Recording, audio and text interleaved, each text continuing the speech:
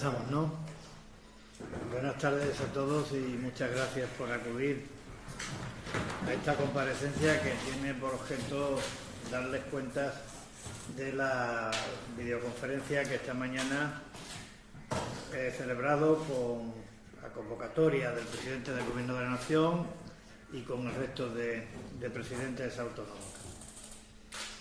Por situarlos, ya saben que la comparecencia esta y la videoconferencia a la que me refiero tiene que ver con la declaración por parte del Gobierno de la Nación del estado de alarma al objeto de combatir la pandemia del coronavirus. La videoconferencia a la que hago referencia empezó a las 10:30 y se prolongó hasta las 3 menos cuarto aproximadamente de la tarde. La sesión fue iniciada por el presidente que hizo una serie de valoraciones globales al respecto del asunto que nos convocaba. Yo le voy a destacar lo más importante. El presidente del Gobierno ha dicho que considera que la colaboración institucional está siendo sobresaliente, cosa que yo comparto y que valoro de manera muy satisfactoria porque creo que es esencial para salir airoso de este duro trance al que se enfrenta toda España. También nos dio datos acerca de la evaluación de la situación, de la evolución en los últimos días de la pandemia, que yo no voy a repetir porque son públicos y han salido esta mañana en todos los medios de comunicación. En cualquier caso, sí subrayo el carácter preocupante de esta evolución en cuanto al crecimiento de los contagios. También el presidente se detuvo en justificar los aspectos, en justificar el Real Decreto sobre la declaración del estado de alarma y en destacar los aspectos más relevantes de este Real Decreto. Yo creo que están en el contenido del mismo y yo voy a destacar algunos artículos que, aun cuando son conocidos, creo que como esta comparecencia que estoy realizando también pretende cubrir un aspecto pedagógico y de concienciación ciudadana, me voy a referir a lo mismo. El primero es el artículo segundo, en el que efectivamente se declara el estado de alarma en todo el territorio nacional, sin exceptuar ninguna parte del mismo. Eso es algo que conviene que se sepa. También es importante saber que esta situación de alarma se prolongará durante 15 días, salvo que las circunstancias aconsejen prolongarla, en cuyo caso habrá que solicitar la autorización de las Cortes Generales. También es importante destacar lo que se establece en el artículo cuarto del Real Decreto sobre declaración del estado de alarma. Y ese artículo cuarto dice que la autoridad competente a efectos de la pandemia es el Gobierno de la Nación y que al mismo tiempo de eso se establecen delegación de responsabilidades en el ejercicio de esa autoridad que insisto, corresponde al Gobierno de la Nación, en la ministra de Defensa, el ministro del Interior, el ministro de Transporte, Movilidad y Agenda Urbana y el ministro de Sanidad. Estas son las autoridades competentes para abordar las cuestiones relacionadas con la pandemia que estamos sufriendo. Y también dijo el presidente del Gobierno algo que me parece que es muy importante, que son los aspectos esenciales para esta lucha que todos tenemos que llevar a cabo contra el virus. Dijo que en el artículo 7 del Real Decreto se encontraba el corazón de este instrumento legal utilizado por el Ejecutivo de la Nación. Y ese artículo 7 es el artículo donde se dispone la limitación de la libertad de circulación de las personas. Y esto, aun cuando sea repetido, creo que es conveniente que se sepa. Esto quiere decir para qué se puede salir a la calle. Esto quiere decir cuáles son las razones que justifican que una persona salga a la calle. Si no se da ninguna de las situaciones que yo voy a relatar, no se debe salir a la calle, en beneficio de uno mismo, en beneficio de su familia y en beneficio de todos. Porque el virus lo portan y lo transmiten las personas. Por tanto, cuanto menos personas haya en la calle, mejor para todos.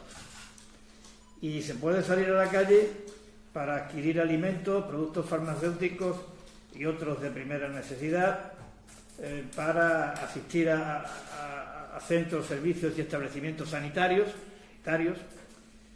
para hacer desplazamientos al lugar de trabajo, para el retorno al lugar de residencia habitual, para asistir a un domicilio a efectos de cuidar a mayores, a menores dependientes, a personas con discapacidad o especialmente vulnerables, para ir al banco a sacar dinero porque a uno le haga falta, por causa de fuerza mayor o situación de necesidad.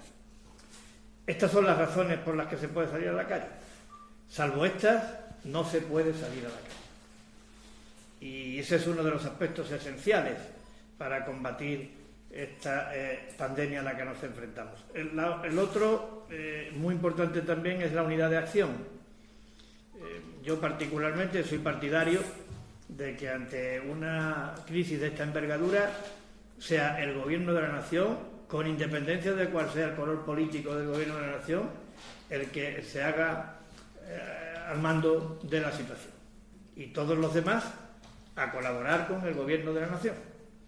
Aquí creo que no estamos en un momento para entrar en disquisiciones acerca de a quién le corresponde la competencia. Esto no es un tema de conflicto de competencia, esto es un tema de salud, es un tema de la vida de las personas. Y por tanto, cuando se produce un riesgo de este calibre, debe de ser el Gobierno de la Nación quien se haga cargo del asunto, y así lo establece este Real Decreto. En segundo lugar, y otro aspecto fundamental, sería el tercer pilar, sería reforzar el Sistema Nacional de Salud y proteger a los sanitarios, que en este caso cumplen una función primordial para que todos podamos salir adelante. Esto es el objetivo: contener la propagación del virus y ganarle finalmente la batalla. Con responsabilidad cívica, reforzando el Sistema Nacional de Salud y manteniendo la unidad de acción y la colaboración complementaria a esta unidad de acción. Tras esto, el presidente abrió un turno de intervenciones y cuando me tocó a mí, que fui el número 18, pues yo en las consideraciones generales poco difieren las que les he dicho al presidente y al resto de presidentes autonómicos de las que les he dicho a ustedes. Yo he manifestado expresamente que me parece procedente y necesaria la aplicación del estado de alarma, y también he dicho que ante la situación que estamos viviendo en toda España se requiere por parte de las instituciones una respuesta basada en la unidad, la responsabilidad, la colaboración y la lealtad institucional llevada a sus últimas consecuencias, con mayúsculas. Luego he hablado de Ceuta. En eso no he sido una excepción. Todos los presidentes autonómicos han hablado de sus territorios. Yo tenía que hablar de Ceuta. Y lo he hecho para tocar algunos temas que me parecen relevantes. El primero, he puesto de manifiesto que Ceuta es especialmente vulnerable. Y que Ceuta es especialmente vulnerable por los condicionantes estructurales que en nuestra ciudad concurren. Hay dos que están en la mente de todos y que yo he dicho esta mañana. Uno es el de la extrapeninsularidad y el otro es el que los números que nosotros tenemos disponibles en cuanto a recursos para combatir esta crisis sanitaria, es decir, el número de médicos y personal facultativo, el número de camas hospitalarias, el número de puestos de cuidados intensivos por cada 1.000 habitantes, pues son unos índices sensiblemente inferiores a las medias nacionales. Por tanto, si esto es así y además tenemos una situación de extrapeninsularidad, pues estamos en una situación vulnerable. Yo diría que muy vulnerable, con independencia de los casos positivos que se hayan dado en nuestra ciudad. Pero el riesgo es alto. Cuando yo contaba esto, el presidente y la vicepresidenta lo puede decir, que me ha acompañado, asentía y, por tanto, afirmaba que esto era un hecho cierto. ¿Qué quiere decir esto? Pues que tenemos que extremar las medidas preventivas para que la epidemia pues en Ceuta no se propague y no prenda. ¿Y esto cómo se hace? Pues yo creo que se hace cumpliendo a rajatabla las medidas que están en el Real Decreto, las prohibiciones que están en el Real Decreto, las recomendaciones que están en el Real Decreto. Esto hay que cumplirlo en Ceuta a rajatabla y que todo el mundo lo asuma y que todo el mundo lo entienda, porque luego no caben arrepentimientos.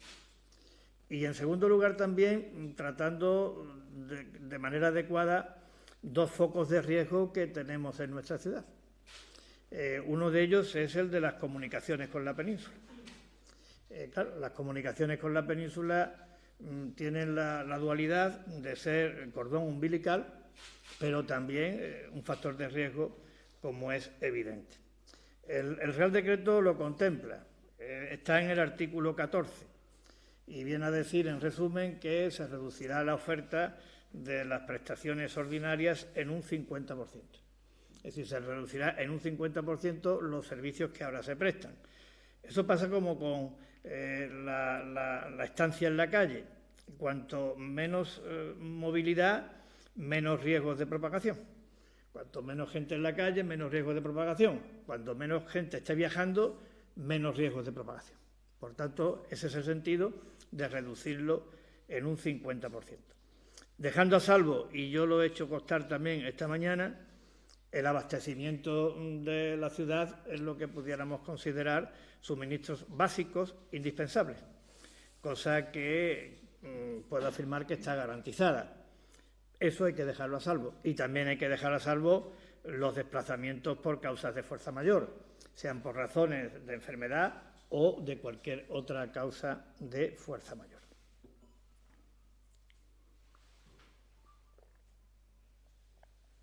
El otro factor de riesgo que tenemos, y que también lo he citado esta mañana, es la frontera con Marruecos. En este sentido, pues yo he dado cuenta, aun cuando el presidente del Gobierno ya lo sabía, y estoy convencido que el resto de presidentes autonómicos también, que Marruecos ha cerrado la frontera con Ceuta, es decir, ha cerrado la frontera con España. Yo lo que he propuesto esta mañana es que si Marruecos abre la frontera, nosotros analicemos, el Gobierno de la Nación analice y valore la posibilidad de no abrirla por nuestra parte. Y lo he sugerido con la intención de limitar los riesgos, dada la condición de vulnerable de nuestra ciudad a la que antes me he hecho referencia. Por tanto, me he permitido sugerir que, en caso de que Marruecos abra la frontera, España no abra la frontera para no aumentar el riesgo sobre nuestra ciudad. Todo el mundo ha hablado, el presidente del Gobierno, los presidentes autonómicos y yo también, del impacto económico de la crisis sanitaria, la derivada en crisis económica de la crisis sanitaria. Y ahí me he referido también a Ceuta. La crisis del coronavirus va a tener un efecto muy, muy negativo. Todavía no hay nadie que esté en condiciones de calcular el impacto económico de verdad que esta crisis va a tener en España, en el resto de Europa, en el mundo.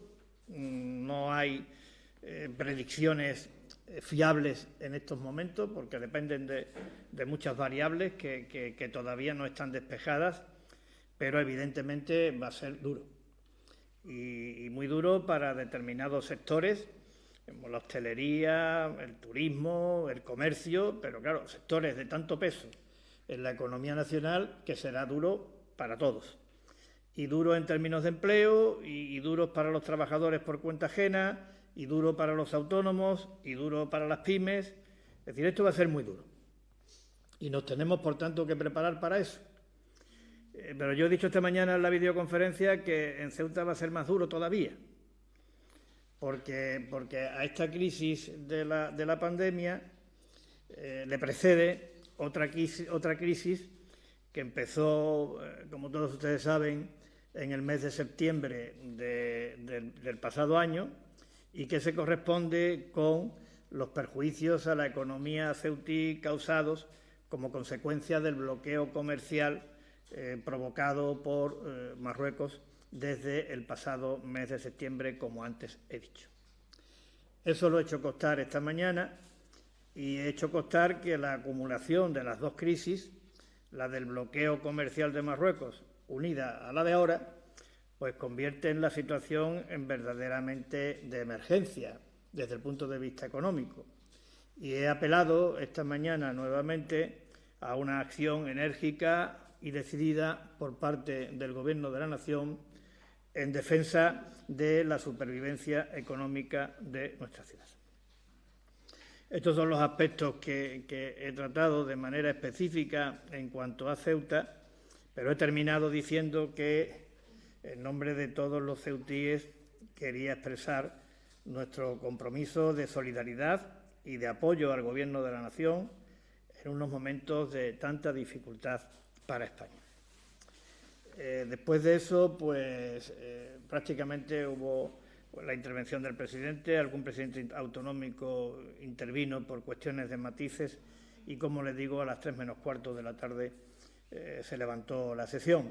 Ha habido un comunicado conjunto que se ha hecho público sobre las 5 de la tarde, que no sé si ustedes ya tienen, y el presidente ha anunciado también que en el Consejo de Ministros del martes se abordarán las medidas de carácter paliativo para afrontar, aliviar la dureza de la crisis económica que se nos avecina. Y también ha sugerido que este foro se mantenga vivo, activo, y que sigamos teniendo reuniones de esta naturaleza con periodicidad semanal en principio. Por lo tanto, es posible que el próximo domingo volvamos a tener una nueva videoconferencia. Yo finalmente solo quiero expresar en nombre del Gobierno de la ciudad y de todos los ceutíes, me atrevo a decir, porque además quiero también hacer constar que estamos teniendo apoyos explícitos por parte de todos los grupos de la Asamblea, todos los grupos políticos de la Asamblea, que están al lado del Gobierno, al lado de las medidas que podamos llevar a cabo, sugiriendo, aportando ideas, y esa es la recíproca. Nosotros también, a pesar del ajetreo, procuramos atenderlos y tenerlos informados de todos los pasos que damos. Pero yo quiero destacar aquí el sentido de responsabilidad que están manifestando todos los grupos políticos de la Asamblea en relación con esta crisis, que creo que es equivalente al que nosotros estamos teniendo con el Gobierno de la Nación, y además no puede ser de otra manera, por lo que está en juego. Pero yo sí quisiera también destacar, en nombre de todos, por tanto, en nombre de toda la Asamblea y en nombre de todos los ceutíes, nuestra solidaridad. Solidaridad con las personas, vivan donde vivan, que están sufriendo los efectos de esta enfermedad, en algunos casos efectos irreversibles para la vida. También queremos expresar nuestra solidaridad con el personal sanitario, que está muy expuesto, que está echando el resto, y el personal de otros servicios también esenciales, que están demostrando una categoría humana y vocacional de servicio público verdaderamente admirable y ejemplar, y creo que nos cualifica como pueblo y como nación. Y también quiero expresar nuestra solidaridad con los trabajadores autónomos, con los trabajadores por cuenta ajena, con las pequeñas y medianas empresas, con las empresas más grandes, con todas las que van a tener que sufrir los efectos económicos de esta crisis de sanidad de esta crisis del coronavirus. Y finalmente, y ya para terminar, apelar nuevamente a la responsabilidad de todos los ciudadanos. Esto va a ser difícil, esto va a ser muy duro, pero es verdad que los daños serán menores si nos concienciamos. Si evitamos la calle, utilizamos la calle solamente para lo imprescindible, si atendemos las recomendaciones de la separación física, si intensificamos la higiene personal en todos los aspectos, si estamos muy atentos a todo mensaje que recibamos en orden a evitar que podamos estar afectados por el virus o que lo podamos transmitir. Este quiero que sea mi último mensaje, un mensaje de responsabilidad en el cumplimiento de las normas y en las recomendaciones que de las autoridades sanitarias se reciben, y también de esperanza, también de confianza. Como he dicho, cada vez que nos enfrentamos a situaciones complejas y difíciles, somos una gran nación que estoy seguro saldrá adelante también de este difícil trance. Y ahora estoy a su entera disposición para las preguntas que quieran hacer. Sí, presidente, me gustaría preguntarle si ha habido algún tipo de respuesta por parte de Pedro Sánchez cuando usted planteaba la situación económica que usted mismo ha definido como de emergencia, en el caso de Ceuta, más allá de que el presidente le haya podido responder que estaba al tanto. Y me gustaría preguntarle también por dos aspectos muy concretos. Primero, si la crisis del coronavirus y la asunción, digamos, de la gestión por parte del Ministerio del Interior va a suponer la suspensión de turnos vacacionales, por ejemplo, en la policía local, si eso es algo que ya está decidido o todavía no se ha estudiado. Y en tercer lugar, por las personas que están ahora mismo en el puerto de la frontera técnicamente atrapadas, no pueden volver a la península, no ser posible, no pueden entrar en Marruecos si la ciudad alberga la posibilidad de darles algún tipo de cobijo, de habilitar algún tipo de espacio para que no estén en la calle. Bueno, mire, yendo por parte en cada una de las preguntas que me ha hecho, el presidente del Gobierno no ha contestado específicamente y concretamente a ninguna de las comunidades y ciudades autónomas. En este segundo turno de intervención lo que destacó fundamentalmente era la percepción positiva de la unidad de todas las administraciones públicas para enfrentarnos al coronavirus. Pero no quiso, creo yo, especificar, dedicarse a cada una de los territorios, porque de lo contrario aquello hubiera durado muchísimo más y todo el mundo tenía cosas que atender con carácter urgente relacionadas precisamente con la pandemia. Hoy se trataba fundamentalmente de poner en común este compromiso de unidad al servicio de luchar contra la pandemia, y eso creo que se ha conseguido. Y por mi parte he tenido la oportunidad nuevamente de poner de manifiesto esta dificilísima situación que está viviendo Ceuta en lo económico, mucho peor que cualquier otra parte del territorio nacional. He tenido esa oportunidad, el presidente me ha oído, y creo que tras la conversación de hoy y la carta que le mandé el 23 de enero, pues bueno, esto me anima en todo caso a seguir insistiendo. En cuanto al tema de la policía local, bueno, yo se lo he dicho, es decir, ahora mismo todos los efectivos de los cuerpos de policía, sean locales, sean autonómicos, están a disposición del ministro del Interior. Por tanto, se hará lo que el ministro del Interior diga, aquí y en el resto del territorio nacional. Es una situación de alarma, de emergencia nacional, es un estado de alarma. Es la primera vez que se decreta un estado de alarma en la historia de España, en la historia democrática de España. Desde la Constitución hasta ahora es la primera vez que se hace, creo recordar. Entonces, me parece a mí que esto requiere de que todos seamos consecuentes de la importancia que tiene esta medida excepcional, que es una importancia aparejada a la gravedad del momento que estamos viviendo. Por tanto, nuestros policías locales estarán a disposición de lo que diga el Ministerio del Interior al respecto. Y en cuanto a la tercera cuestión, pues mire, yo quiero decirle, sin entrar porque lo que menos estamos es para polemizar en estos casos, ¿no? Ni en este ni en otro.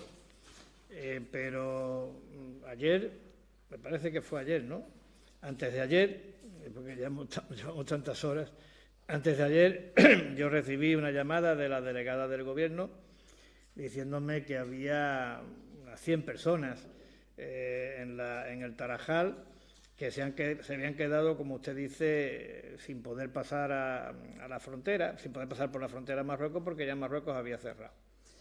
Y que se les había ofrecido la posibilidad de retornar a sus lugares de procedencia, porque estas personas vienen de algún sitio.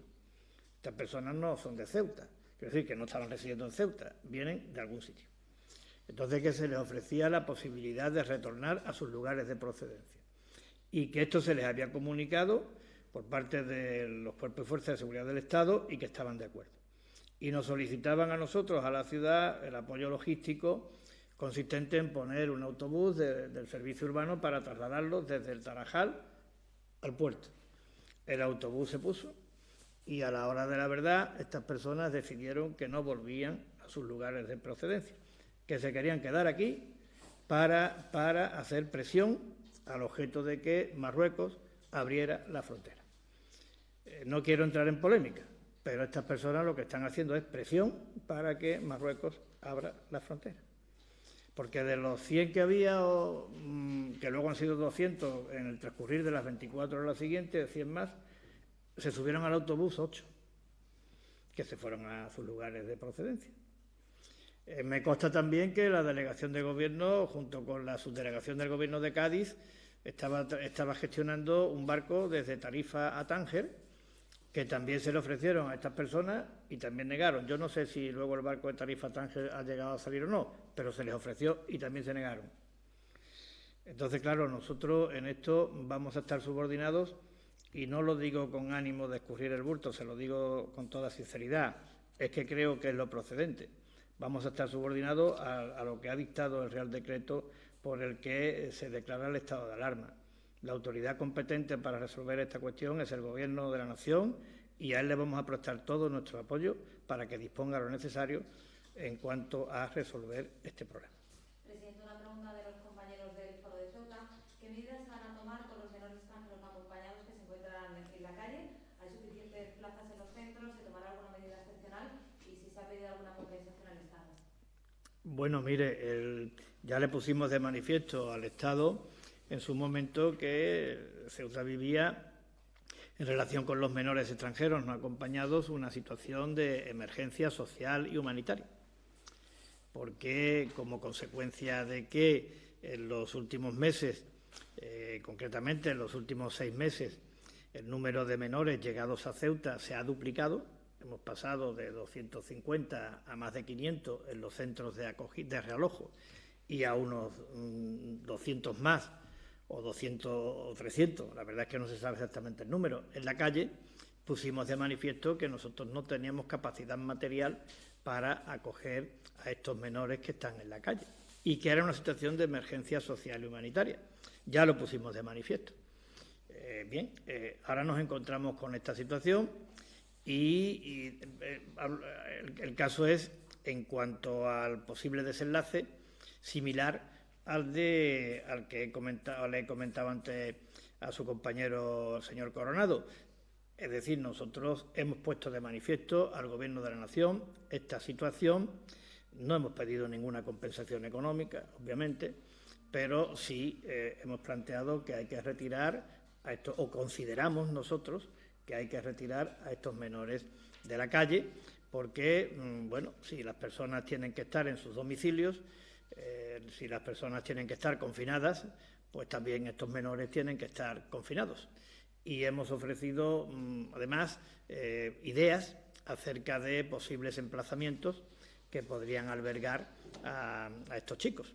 Y esperemos que el Gobierno de la Nación pues responda para poderlos albergar en alguno de los sitios que hemos propuesto y que yo no les voy a adelantar, porque esperemos que haya una mayor certidumbre en relación con cada una de estas posibles ubicaciones. Lo otro sería especular por mi parte y no lo quiero hacer, pero sí quiero decirle que es un asunto que nos preocupa, que lo hemos transmitido al Gobierno de la Nación y en la videoconferencia que a diario tiene el consejero de Sanidad con el ministro de Sanidad, porque tenga usted en cuenta que de todas las autoridades delegadas a las que yo le he dicho antes, que me parece que estaban el ministro del Interior, la ministra de Defensa, el ministro de Transporte y Movilidad y el ministro de Sanidad, digamos que el carácter residual desde el punto de vista competencial lo ejerce el ministro de Sanidad. Todo lo que no es de alguno de los otros 3 ministros es del ministro de Sanidad. Por tanto, el consejero hoy, si la tiene ahora tiene la videoconferencia, le va a tocar este asunto de los menores de la calle, y de los no menores de la calle que también son inmigrantes, porque a efectos del coronavirus, pues uno y otro tienen el mismo rango. Le va a hablar de los dos y también le va a hablar de estas personas que se han quedado aquí sin poder entrar en Marruecos y que no han querido irse a su lugar de procedencia. De los compañeros del Faro de Ceuta, si hay medidas concretas del Gobierno de Ceuta para los autónomos si el paro se extiende por más tiempo. Bueno, estamos esperando las medidas que se van a adoptar por parte del Gobierno de la Nación el martes. Nosotros, paralelamente, seguimos trabajando con la crisis derivada del bloqueo de Marruecos. Denominémoslo así para que todos nos entendamos y no me extienda mucho en la descripción. En eso seguimos trabajando. Nosotros estamos pensando esta semana aplicar al IPSI la moratoria en el pago de las deudas que el Real Decreto del Gobierno de la Nación ha establecido para el IVA. Nuestros servicios creen que es posible aplicar esa moratoria por una analogía que sería legalmente aplicable al IPSI. Si es válido para el IVA ese aplazamiento, también lo sería para el IPSI. Nosotros queremos favorecer con todos los medios a nuestro alcance a las pequeñas y medianas empresas, a los autónomos y a todas las empresas de Ceuta, porque entendemos que esto también es una manera de proteger el empleo, la mejor manera de proteger el empleo. Por tanto, vamos a estudiar la posibilidad de aplicar esa moratoria en el IPSI en la próxima semana, es decir, a partir de mañana, y esperemos a lo largo de la semana tener una contestación al respecto.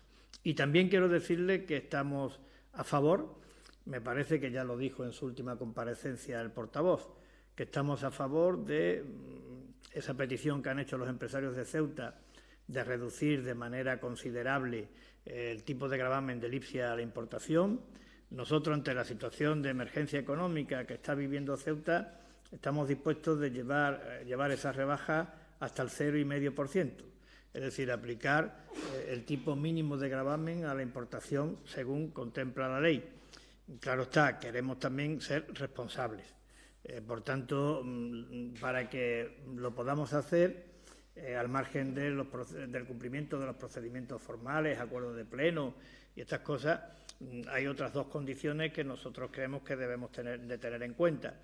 Una, que no se perjudique la compensación que recibimos del Estado, porque claro, si además de la crisis económica tenemos una crisis de sostenibilidad de esta institución, pues ya creo que sería lo peor que nos podía pasar. Por tanto, vamos a tratar de evitar eso desde una actitud responsable. Y también la otra que tenemos que tener en cuenta es que si llevamos el tipo de gravamen al 0,5% en el IPSI, evidentemente vamos a necesitar mucho más dinero anticipado por los bancos para cubrir ese dinero del Estado que no vendría hasta un año después. Y el dinero del Estado que tendría que venirse se incrementaría notablemente. Aumentaría nuestra capacidad de financiación de tesorería, ese es un término técnico, pero eso significa de líquido que se necesita para poder cumplir con las obligaciones de nóminas y otras de carácter corriente. Por tanto, tenemos que saber que eso lo podemos hacer, es decir, que no superaríamos el límite establecido legalmente para el endeudamiento a corto plazo y al mismo tiempo que también tenemos disponibilidad financiera, es decir, que los bancos estarían dispuestos a darnos el crédito necesario. Si se cumplen esas 2 condiciones, nosotros estamos dispuestos a llevar el tipo de gravamen del IPSI al 0,5%, al margen de las moratorias en el pago de las deudas, que eso es una cuestión que haríamos de manera inmediata. Presidente, de los compañeros de Radio Televisión Ceuta, si se van a enviar los respiradores que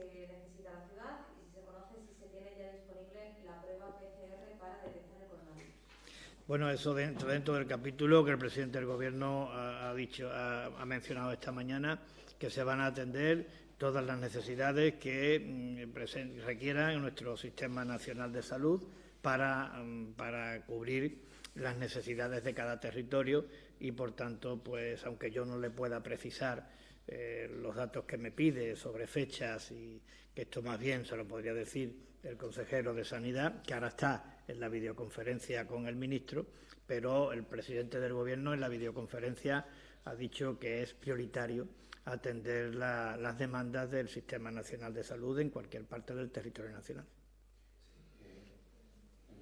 Hay trabajadores de atención a domicilio que ahora mismo está